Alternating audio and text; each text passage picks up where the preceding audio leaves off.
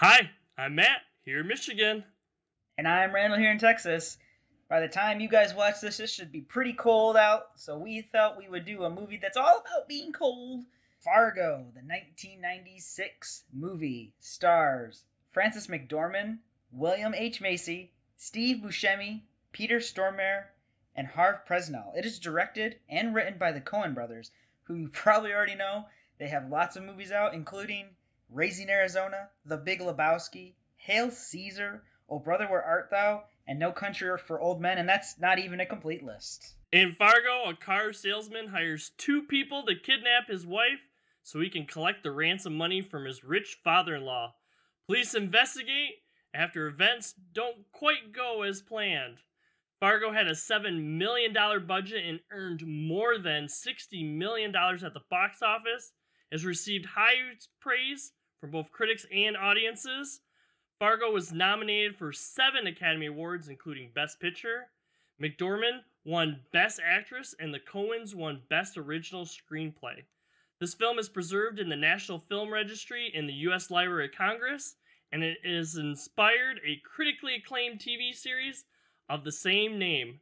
Randall, I've never watched the TV series, and it's actually been a while since I've seen Fargo. I'm glad we put this one on the list. What do you think about Fargo? Oh yeah, it's a good movie. I really like it. So Coen Brothers are obviously very well known for doing these kind of slice of life type movies where there's not always like a particular plot that's happening. It's just here's kind of a day in the life of something. And those do not always hit with all audiences, and they don't always hit with me because I genuinely enjoy movies with plots.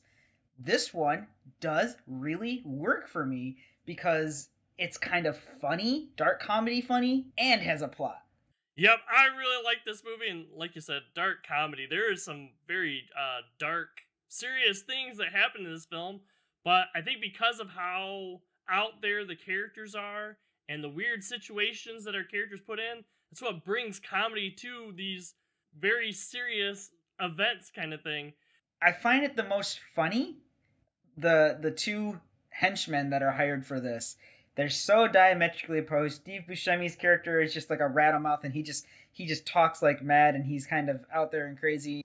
Saying we can stop, get pancakes, and then we'll get laid, all right? Peter Stormer's character is very reserved and serious, and basically a cold-blooded killer. Very different sides, but those two playing off of each other and what happens during their scenes are some of the funniest scenes, honestly. Even Steve Buscemi's untimely and messy demise. And I guess that was your accomplice in the wood chipper. You have to understand it's comedy, satire comedy. And I think the actors do a really good job, and I think that's part of what makes this work so well. Marge, definitely really good. It's kind of an interesting character because she's this police chief in this small town, but she's never out of her element in this movie at all. Even when we have one of the first scenes where she's at the crime scene and, horrific death, a cop shot point blank range, and then we have two people that were just bystanders, who got shot for being in the wrong place at the wrong time kind of thing.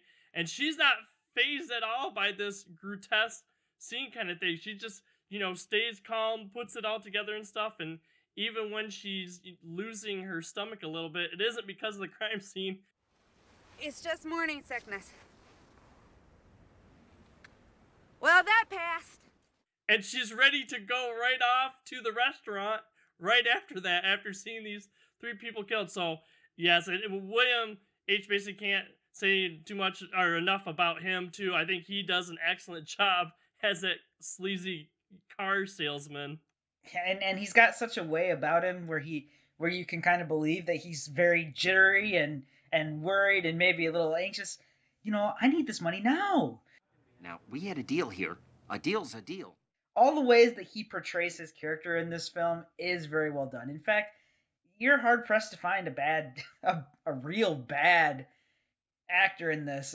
Maybe their son, but he's not in very many scenes. He doesn't have a lot to do. But all of the primary actors in this nail their characters, and you believe them, and that they all work as you want them to. It's hilarious when you get William H. Macy and Francine's characters together, and she's having that argument. Okay. I'll do a damn lot count. Sir, right now? Yeah, right now. You're darn tootin'. And she's like, "Oh, he's fleeing the interview. He's fleeing the interview." And she's like, I can't believe that someone would do that. And it's maybe a little bit of that Midwestern, politeness, I guess, that they were kind of going for. Like, everyone's so laid back that she couldn't possibly fathom that someone would flee a simple interview with a cop. And that's the thing too, talk about like that Midwestern niceness and stuff too. You can definitely tell by the way they're acting that they're definitely going for exaggerated forms of, people in Minnesota and North Dakota in this movie. And anyone that's from the area is like, yeah, we're not like that. They are hitting on a lot of stereotypes that feel a little right. But, when we were kind of talking a little bit off camera about this, they do it well enough to let you know that, hey, this is what we're going for. But at the same time, too, it's so over the top that you recognize, too, like, yeah, these are just characters. These aren't really meant to feel like real people and stuff. And I think if it had a more serious tone, I don't think the comedy would have come off quite as well. Oh, you betcha, yeah. I actually have it noted down. Like, they did go maybe even a little overboard with the yas. Oh, yeah? Yeah. Yeah, is that useful to you? Oh, you betcha, yeah. Yeah. It's there to let the audience know not to take it too serious, No one would write that kind of script if they were trying to do a real gritty crime thriller. That is not what they're going for, and they want the audience to know that.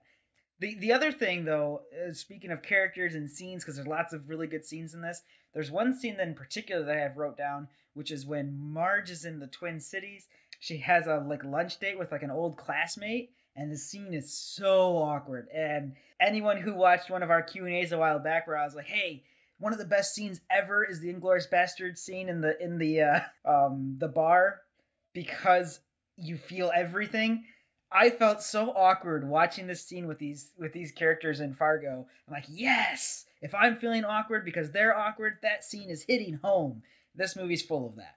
That's the thing, too. Marge goes to the Twin Cities, and she's not from there, but she's there because she's investigating this case, and she just received this call, early in the morning because an old classmate of hers saw her on TV investigating these murders and stuff. And yeah, like you said, you feel every little part about it. You're not really sure how to feel about him, though something feels off about him the entire time. And you're also feeling, with Marge too, it's kind of like, all right, well, do I feel sorry for him? Is there a little bit of a Midwestern, niceness to the whole thing and Marge's reaction to him? And, even to find out, hearing everything from him. And then I'm glad that they included that phone call between Marge and another mutual friend, just to say, dude, that guy's awful of crap. None of that happened. It's a lot of fun to watch. If you haven't caught the movie, but you have watched the series, I would say, since the series is anthology-based, where it just picks up a new storyline every season, you should just go watch this. It's kind of like a mini season of Fargo, Fargo the series. So probably something that you would really enjoy if you enjoy just the series and you haven't gone back, all the way back to 1996. Oh, man, I'm feeling old now.